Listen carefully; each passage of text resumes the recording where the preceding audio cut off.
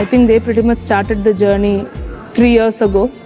ഞങ്ങൾ വളരെ ചെറിയ കുടുംബം. പിന്നെ അഞ്ചാമതായിട്ട് എത്തിയത് ഞങ്ങളുടെ താരുവാണ്, ഞങ്ങളുടെ ലിറ്റിൽ. അത് കഴിഞ്ഞാണ് കിച്ചു എത്തുന്നത്. അങ്ങനെ ഞങ്ങളുടെ സ്നേഹം ഇപ്പോൾ ഒരു 6 പേരിലേക്ക് കൂടിയായി.